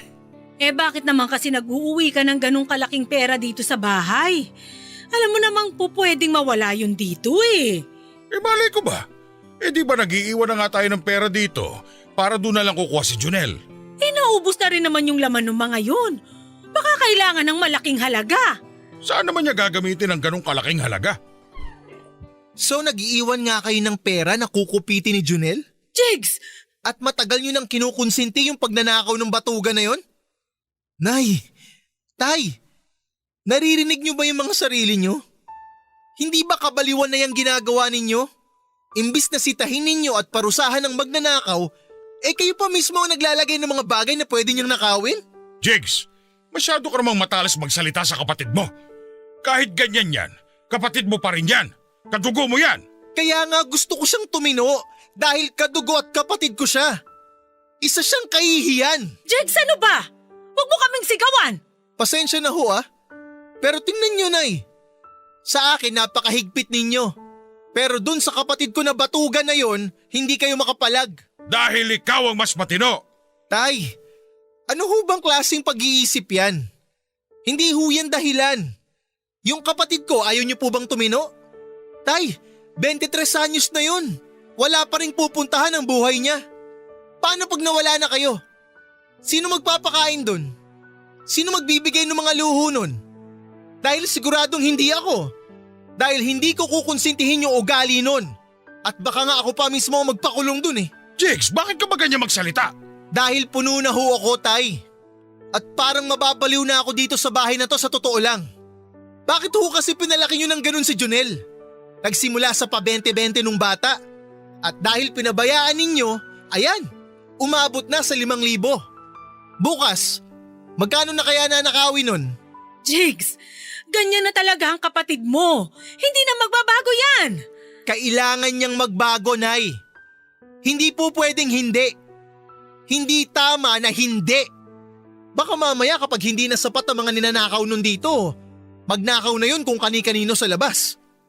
At Nay, Tay, sigurado ako na ang kababagsakan ni Junel kung hindi mapapatay yan, mabubulok sa kulungan yan.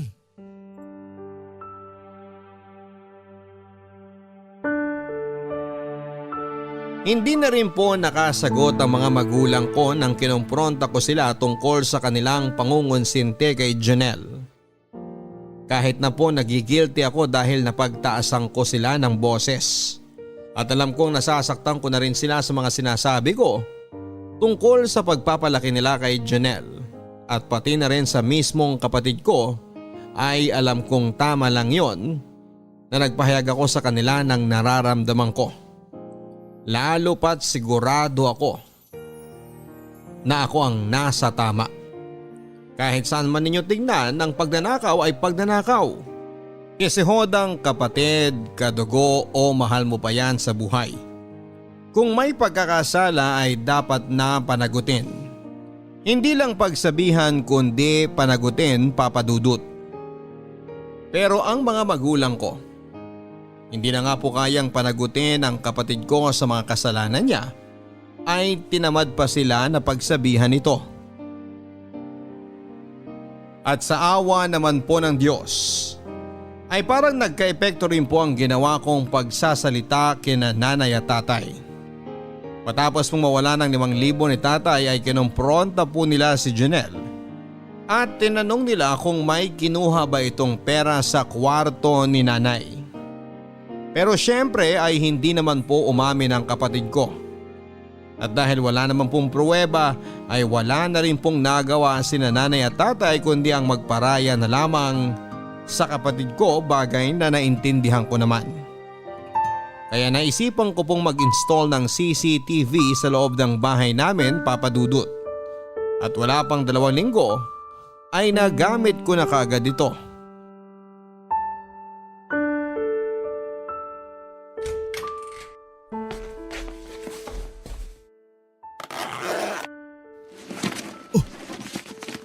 Hala, paano?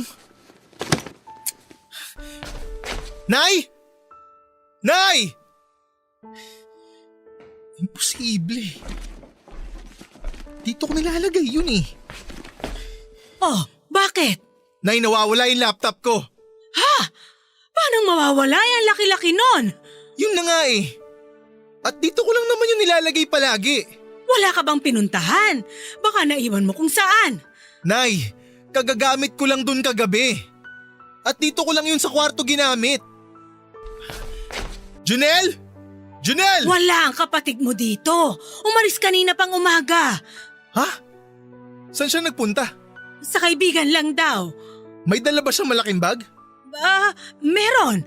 Pero Jigs, hindi magagawa yan ng kapatid mo. Nay, anong hindi? Nasaan ho ba kayo ng ilang dekada? Jigs, oo, nangungupit ang kapatid mo. Anong nangungupit, Nay? Hindi lang kupit ang ginagawa niya. Nakaw. Hindi ho ba ninakawan niya kayo ni tatay? Wala pang 2 linggo? Pero wala rin tayong pruweba doon. Sinong kukuha ng laptop ko? Kayo? Si tatay? Baka naman sabihin niyo sa akin multo ang kumuha, Nay. Ay. Tamang-tama, Nay. Panoorin natin 2. Sabay natin tingnan. Eto, yung CCTV. Nakakonekta dito sa cellphone ko yun eh.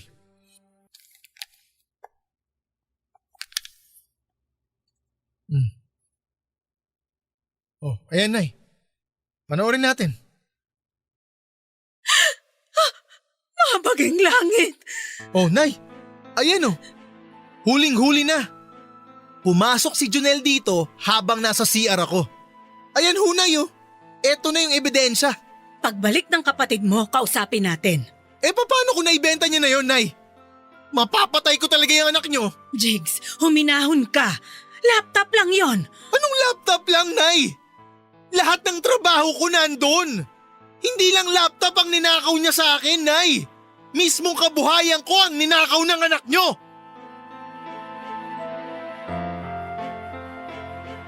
Nanlumo po ako ng husto ng mga oras na yon, Papa Dudut. Iba pa rin po pala kapag nakita mo na sa sarili mong mata kung paano ka naloko ng isang tao. At sigurado rin po ako, Papa Dudut, na ganoon din po ang nararamdaman ng mga magulang ko nang nakita nila sa mismong mga mata nila ang nakuna ng CCTV na na-install ko. Ang mismong pagnanakaw ng anak nila sa isa pa nilang anak. Buong araw po naming hinihintay na bumalik si Junel. Pero wala. Hindi po ito bumalik at siguro sa puntong yun ay alam na niya na wala na rin naman kaming iba pang pagdududahan kung hindi siya lamang. Lalo pat kawawala lang ng pera ni tatay, wala pang 2 linggo ang nakakalipas. Nang kinagabihan ng pagnanakaw ni Junel ng laptop ko ay narinig ko po si nanay na umiiyak sa kwarto nila at inaalo ni tatay. Sa totoo lang po ay naawa ko sa mga magulang ko sa puntong yon, Papa Dudut.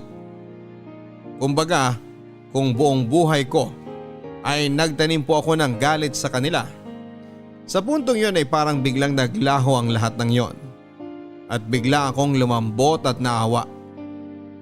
Gayon pa man ay lugmok na lugmok din po ako sa mga panahon na yon.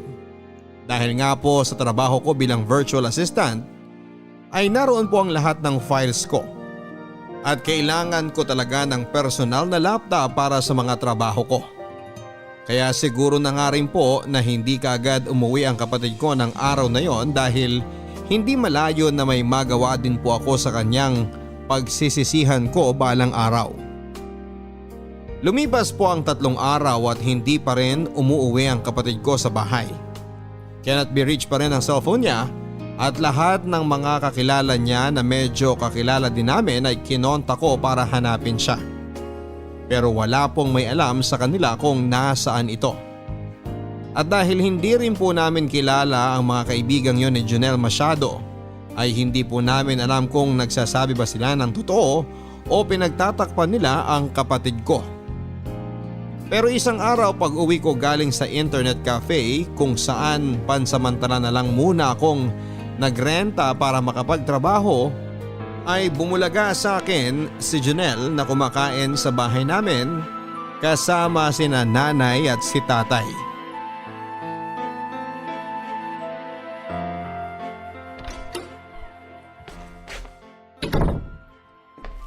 Nay, nagdala ako ng ulam. Anong ginagawa mo rito, hayop ka? Sandali Ang kapal ng mukha mo! Anak, teka! Kumalma ka lang! Hoy, ibalik mo yung laptop ko! Jigs, sandali lang. Pakinggan muna natin ang kapatid mo. Bakit, Nay? Ano na naman ba ang idadahilan yan? Jigs, nalagay sa delikado ang buhay ng kapatid mo. Kaya niya nagawa yun. Anong nalagay sa delikado? Ako mismo, Tay, ang maglalagay sa peligro sa buhay niyan! Napakakapal ng mukha mo! Puro ka palusot! Puro ka dahilan! Tama na, Jigs. Pakinggan mo muna ang kapatid mo. Kaya ako, Nay! Kailan niyo ho ba ako pakikinggan? Ha? Tay, kailan? Tingnan niyo nga nangyari dyan. Lumala ng lumala yan. Hanggang mismong kapatid niya, ninakawan niya na. Jigs, pinagbantaan ang buhay ng kapatid mo dahil na-scam siya ng isang negosyante. Gusto na sana niya magtayo ng maliit na negosyo na magre-resell ng mga rubber shoes na imported. Ang dami na niyang nakuhang kliyente. Pero nung dineposito na daw niya yung pera, tinakbuhan na siya. Jigs, alam kong maraming naging kasalanan ng kapatid mo. Pero sinusubukan na niya magbago. Magbago? Huwag niyo sabihin sa akin na bilog na naman ito ang ulo niyo at nagpapaniwala na naman kayo dyan. Jigs, bigyan mo naman ng pagkakataon ng kapatid mo. Marami na siyang nagawang kasalanan. Pero lahat naman ng tao ay pwede magbago. At natuto na siya. Tay, isipin niyo na lang ha. Pinagbantaan ng buhay? Sino naman na magbabanta sa buhay ng balasubas na yan? Yung mga sinasabi niyang customer ko, no? Sinong hunghang ang papatay ng tao para lang sa sapatos? Ang bababaw na sinasabi niyang dahilan. Pinaiikot niya lang kayo. At kung totoong nagbago yan, bakit nagnakaw siya at hindi na lang humingi ng pera sa atin? Bakit kailangan niya pa tayong nakawan? Bakit niya pa kailangan nakawin yung laptop ko? At hindi lang isang beses to nangyari, Tay. Noon pa, alam na nating lahat na magnanakaw yan. Hindi lang natin pinag-uusapan, pinagtatakpan nyo lang, kinukonsente nyo kasi. Di huwag ka maniwala. Laptop lang yan, nagkakaganyan ka. Hoy, yung laptop na ninakaw mo, doon nakasalalay ang kabuhayan ko. Doon lang naman din kami kumukuha ng pinapalamon namin sa'yo. Kasi yung pera na ibibili na lang sana ni nanay ng bigas, iniiwan pa niya kung saan-saang mga lugar na madali mong makikita para matustusan niyang pagnanakaw mo. Di babayaran ko. Wala kang pera. Ikaw ang mukhang pera, tanga, dahil ikaw ang magnanakaw. Kriminal ka. Janelle, huwag ka na kasi sumagot! Janelle! Jigs! Tama na! Tama na! At kahit pabayaran mo yon, hindi ko tatanggapin. Dahil sigurado ako na manggagaling din sa nakaw yung ibabayad mo. Tama na! Tama na! Ipapapulis ko talaga yan si Janelle, Nay. Jigs! Anak naman! Yun lang ang paraan para matuto yan. O di sige! Ipapulis mo ako! Ang sama ng ugali mo, gago ka! Gago pala. Makikita mo, tanga. Jigs, ano ka ba naman? Pag-usapan natin ito bilang isang pamilya! Tay, hindi talaga tayo magiging maayos hanggat hindi nyo ginagawa ng paraan yung cancer na yan sa pamilyang to. Talagang kakasuhan ko yan si Janelle. Buo na ang pasya ko. Gago, tingnan natin ang tapang mo, tanga. Jigs! Parang awa mo na! Magkaroon ka naman ng habag sa kapatid mo! Parang awa mo na, Jigs! Babayaran na lang namin ang tatay mo ang laptop mo! Kahit doblehin pa namin! Ganyan nyo talaga kamahal yung balasubas nyong bunso, ano? Sige, huwag kayong mag-alala. Hindi ko na siya kakasuhan. Kakalimutan ko na lang ang lahat. Pati na rin ang pagiging miyembro ko ng pamilyang to. Nay, ito yung ulam. Ipakain nyo dyan sa anak nyo. Jigs! Jigs! Jigs! Nagdilim po ang paningin ko nang nakita ko si Jonel ng araw na yon sa aming hapagkainan. At kasama ang aking mga magulang na wari mo'y wala lang nangyari. Sa totoo lang po ay hindi ko po alam kung kanino ako mas nagalit noon. Sa kapatid ko na nagnakaw ng laptop ko o sa mga magulang ko na nagpabilog na naman ng ulo sa sinungalin kong kapatid. Hindi po kapanipaniwala ang kwento ni Jonel, Papa Dudut. Napakaraming butas at mga pangteleserye na mga kaganapan. Ang duda ko po noon ay siguro'y ipinanglakwatsa o bisyo lamang niya ng kanyang mga kabarkada o kung hindi man ay baka ipinatalo lamang niya sa mga pustahan sa mga games niya. Sa dalawang iyon naman po kasi umiikot ang buhay ni Jonel. Sa mga kabarkada at sa paglalaro ng games. At kaming pamilya niya ay alkansya lang niya ang tingin niya. Sa tingin ko nga rin po ay alam din naman ang mga magulang namin na puro kasinungalingan lamang ang mga kwento nito. Pero pinabayaan na lang nila dahil ang mahalaga lang naman siguro sa kanila ay nakauwi at nasa piling na nilang muli ang kanilang bunso. At nang nagmakaawa po si nanay na huwag ko nang kasuhan si Jonel sa pagnanakaw nito ng laptop ay doon ko na po talaga na-realize kung sino talaga ang mas mahal at ang paborito.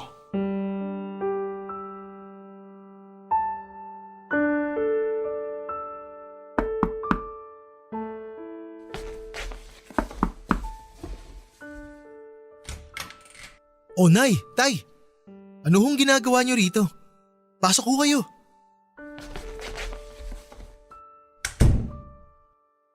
Jigs, anak. Umuwi ka na sa bahay. Pinapauwi niyo na po ako sa bahay. Bakit po? Pwede ko na hubang kasuhan si Jonel sa pagnanakaw niya sa akin? Jigs naman.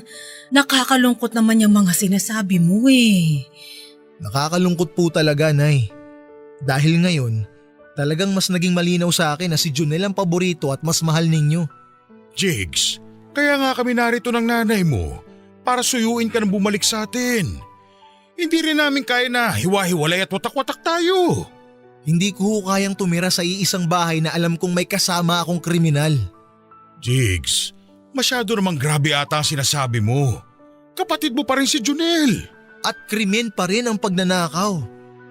Tay, kahit bali-baliktarin nyo, kriminal pa rin ang anak ninyo. At ako, biniktima niya. At gusto nyo na patawarin ko na lang siya ng basta-basta? Magkasundo kami at kalimutan na lang ang lahat na nangyari? Bakit ho ganun? Eh anong balak mo? Hindi ka uuwi sa atin hanggat hindi kami puwapayag na kasuhan mo ang sarili mong kapatid? Oo, yun nga ho ang plano ko. Ay, anak naman. Alam mo ba kung gaano kalaki ang gastos dyan sa binabalak mo? Eh baka mas malaki pa ang magastos mo sa abogado kaysa sa laptop na yun eh. Kumonsulta na ho ako sa abogado. At magiging madali lang daw po ang kaso. Lalo pat may ebidensya ako na galing sa CCTV. Jigs, naririnig mo ba ang sinasabi mo? Gusto mo talagang makulong ang sarili mong kapatid para dun sa computer mo? Nay, hindi niyo ho talaga makuha yung pinanggagalingan ko eh. Hindi lang ho ito tungkol sa laptop. Tungkol ho ito sa paninindigan. Tungkol ho ito sa tama at mali. Tungkol ho ito sa hustisya. Hustisya na kailanman ay hindi ko naramdaman sa pamilya natin. Mga bata pa lang kami, ako na palagi ang nagpaparaya dyan kay Jonel. Ako na ang palaging nag-a-adjust kapag inaatraso niya ako. Ako lang ang palaging umiintindi. Kung kayo kaya niyo magpikit mata dyan sa pagnanakaw at pagsisinungaling ni Jonel, ako hindi. Hindi ko naman anak yan eh. Kaya hindi ko siya kailangan tiisin. Nay, Tay, buong buhay ni Jonel. Bata pa lang siya, pinalaki niyo na sa layaw at kinonsinti niyo. Sa halip na kayo ang gumabay at tumuwid sa mga pagkakamali niya. Kayo pa ang nagpakontrol sa bisyo niyang pagnanakaw. Jigs, tama na. Talagang tama na. Nay, Tay, nagpalaki kayo ng halimaw. Pero hindi ako papayag na pati ako kontrol-kontrolin at magpa-under sa kanya. Lalo na ngayon na ako ang biniktima niya. Ay, kaya Nay, Tay, Pasensya na ho kayo. Pero mabuti pa, umuwi na po muna kayo. Mukha kasing hindi ho tayo magkakasundo eh.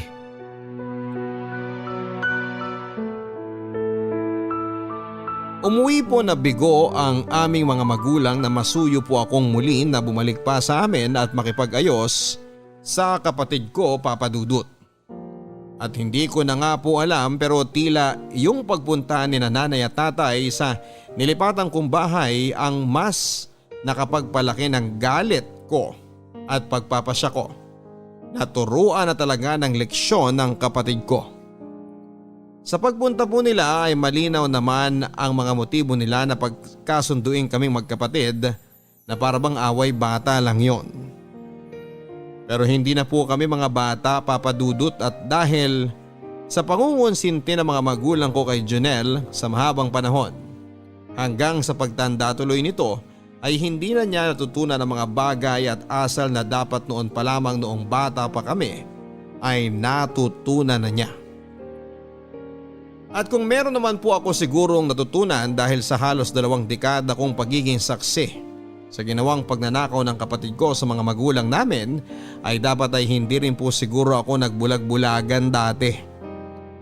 Maaaring mas matanda si nanay at tatay pero hindi ibig sabihin na sila ang mas malakas, mas mature at mas mulat. At tila tinanggap na nila na habang buhay na silang gugulangan ng kapatid ko. Kaya tinuloy ko na po ang pagpapablatter sa kapatid ko, Papa Dudut, kahit na alam kong masasaktan ang mga magulang ko. Pero in the end ay pinagkasundo na nga lang din po kami ng barangay, bagay na alam ko naman na mangyayari din. Pero ang mahalaga sa akin ay ang magka-record si Jonel at nang maramdaman naman niya na may mga consequences sa totoong buhay ang mga pagsisinungaling at pagnanakaw niya. Magdadalawang taon na rin po ang lumipas mula nang nangyari ang insidenteng yon sa aming pamilya, Papa Dudut. Hanggang ngayon ay nakabukod pa rin ako sa mga magulang ko. At hanggang ngayon ay si Jonel ay kasama pa rin ni nanay at tatay. Alam kong hanggang ngayon ay may tampo pa rin sa akin ang mga magulang ko. At paniguradong talagang galit pa rin sa akin ang kapatid ko.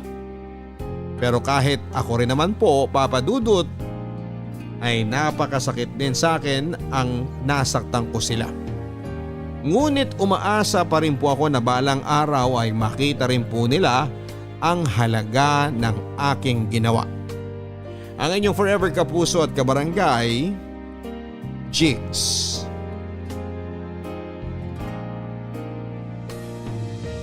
Mga kwento ng pag-ibig, kwento ng pag-asa at mga kwento ng buhay dito sa Barangay Love Stories. Love